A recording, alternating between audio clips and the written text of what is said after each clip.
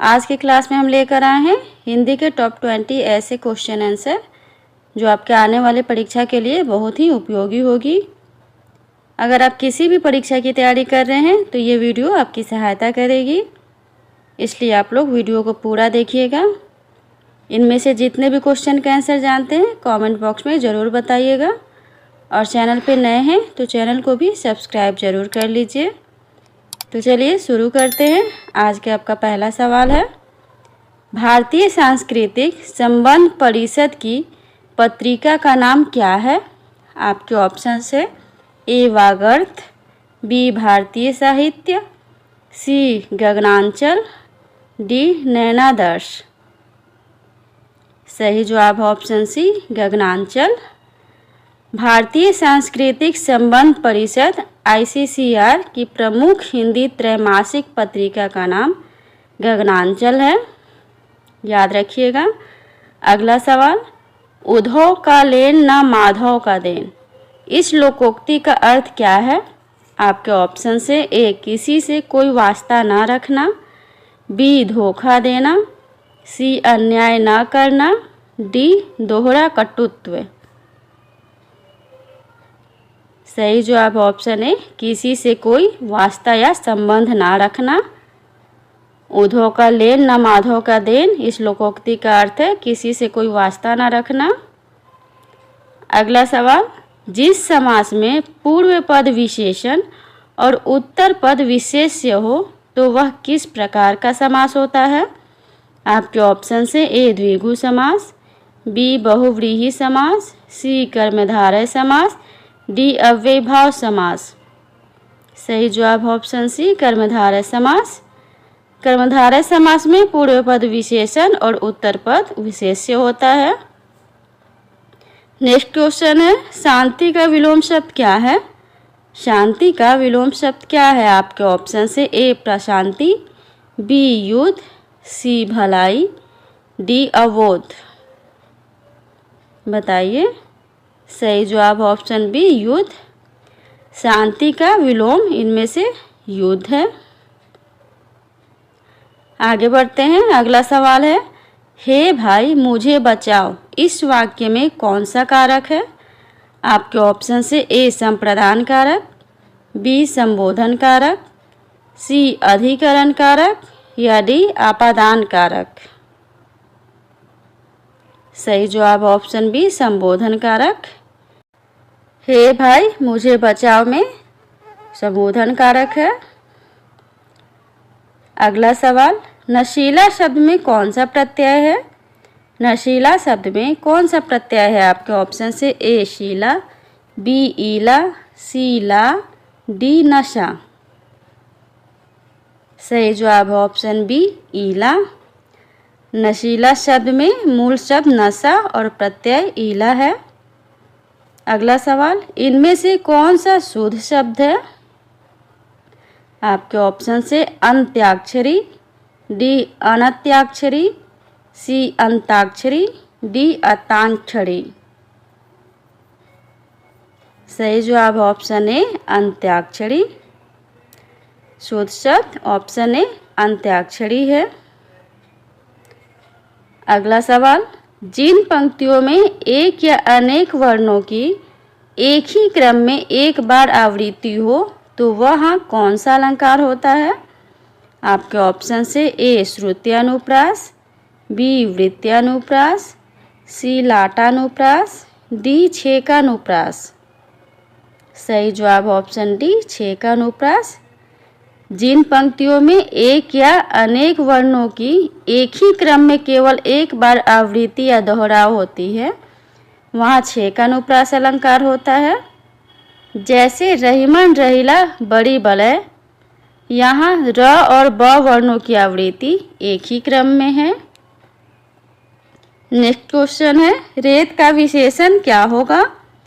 रेत का विशेषण क्या होगा? आपके ऑप्शन से ए रेती, बी रेतीय, सी रेतीला, डी रेत। सही जवाब ऑप्शन सी रेतीला। रेत का विशेषण रेतीला होगा। अगला सवाल है, परीक्षा शतरंज के खिलाड़ी कहानियों के लेखक कौन हैं? आपके ऑप्शन से ए जयशंकर प्रसाद, बी जैनेन्द्र, सी सुदर्शन, डी प्रेमचंद। सही जवाब ऑप्शन डी प्रेमचंद। परीक्षा शतरंज के खिलाड़ी कहानियों के लेखक मुंशी प्रेमचंद हैं। ये सभी प्रश्न परीक्षा की दृष्टि से बहुत ही महत्वपूर्ण है, परीक्षा में कई बार पूछे भी जा चुके हैं, इसलिए आप लोग वीडियो को पूरा देखिएगा। अगला सवाल है, ने किस कारक का चिन्ह है? ने किस कारक का चिन्ह है? आपके ऑप्शन से ए कर्म कारक, बी कर्ता कारक, सी करण कारक, डी अधिकरण कारक। बताइए। सही जवाब ऑप्शन बी कर्ता कारक। ने कर्ता कारक का चिन्ह है। अगला सवाल है, हवन में जलाने वाली लकड़ी के लिए एक शब्द है। आपके ऑप्शन से ए अग्नि, बी वन काष्ठ, सी समीधा या डी हवन सामग्री। सही जवाब ऑप्शन सी समीधा। हवन में जलाने वाली लकड़ी के लिए एक शब्द समीधा है। नेक्स्ट क्वेश्चन है, पुरस्कार का विलोम क्या है? पुरस्कार का विलोम क्या है? आपके ऑप्शन से ए आशीर्वाद, बी दंड, सी कृपा, डी साधुवाद। सही जवाब ऑप्शन बी दंड। पुरस्कार का विलोम शब्द इनमें से दंड है, याद रखिएगा। अगला सवाल, गिरा हुआ के लिए एक शब्द है। आपके ऑप्शन से ए पतित, बी लुंठित, सी धाराशायी, डी पातकी। गिरा हुआ के लिए एक शब्द कौन सा है? सही जवाब ऑप्शन ए पतित। गिरा हुआ के लिए एक शब्द पतित है। अगला सवाल, साहित्य में रस का क्या अर्थ है? आपके ऑप्शन से ए साहित्य की मिठास, बी किसी रस का आनंद, सी किसी फल का स्वाद या डी साहित्य से मिलने वाली आनंदानुभूति। साहित्य में रस का क्या अर्थ है? सही जवाब ऑप्शन डी साहित्य से मिलने वाली आनंदानुभूति। जब किसी काव्य को पढ़ने, सुनने या किसी नाटक को देखने से पाठक या दर्शक को जिस अलौकिक सुख और आनंद की प्राप्ति होती है, उसे ही साहित्य में रस कहा जाता है। नेक्स्ट क्वेश्चन है, साहित्य अकादमी के पहले अध्यक्ष कौन थे?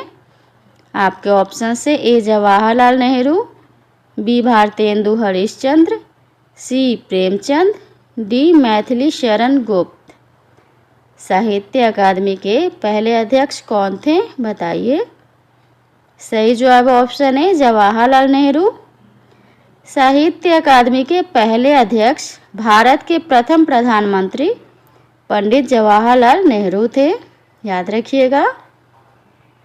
अगला सवाल है, हिंदी वर्णमाला में संयुक्त वर्ण कितने हैं? आपके ऑप्शन से ए 3, बी 4, सी 5, डी 6। बताइए। सही जवाब ऑप्शन बी 4। हिंदी वर्णमाला में मुख्य रूप से 4 संयुक्त व्यंजन हैं, छ, त्र, ज्ञ और स्र। अगला सवाल, वाक्य के अशुद्ध भाग कौन सा है? आपके ऑप्शन से ए उसकी खराब स्थिति, बी को देखकर मुझे, सी दुख और क्षोभ हुए, डी कोई त्रुटि नहीं। अशुद्ध भाग कौन सा है? सही जवाब ऑप्शन सी दुख और क्षोभ हुए। दुख और क्षोभ दोनों ही भाववाचक संज्ञाएं हैं और एक वचन में प्रयुक्त होती हैं। जब दो संज्ञाएं और से जुड़ी हों लेकिन एक ही प्रकार के भाव प्रकट करें तो क्रिया सामान्यतः एक वचन में होती है। यहाँ सही क्रिया हुआ होनी चाहिए। शुद्ध भाग होंगे दुख और क्षोभ हुआ। अगला सवाल, इनमें से कौन सा शब्द अंधकार का पर्यायवाची है? आपके ऑप्शन से ए धनंजय, बी कानन, सी अभ्र, डी ध्वांत। बताइए। सही जवाब ऑप्शन डी ध्वांत। ध्वांत शब्द अंधकार का पर्यायवाची शब्द है। ऑप्शन ए धनंजय अर्जुन का पर्यायवाची है। ऑप्शन बी कानन यह वन या जंगल का पर्यायवाची है। ऑप्शन सी अभ्र यह बादल या आकाश का पर्यायवाची शब्द है। नेक्स्ट क्वेश्चन है, कौमुदी महोत्सव एकांकी किस सम्राट के काल को चित्रित करती है? आपके ऑप्शन से ए सम्राट अशोक, बी सम्राट समुद्रगुप्त, सी सम्राट चंद्रगुप्त, डी इनमें से कोई नहीं। सही जवाब ऑप्शन सी सम्राट चंद्रगुप्त। राजकुमार वर्मा द्वारा रचित कौमुदी महोत्सव एकांकी सम्राट चंद्रगुप्त मौर्य के काल को चित्रित करती है। आज के लिए इतना ही। अगर वीडियो अच्छा लगा हो तो वीडियो को लाइक और शेयर ज़रूर कर दीजिए और चैनल पे नए हैं तो चैनल को भी सब्सक्राइब ज़रूर कर लीजिए। धन्यवाद।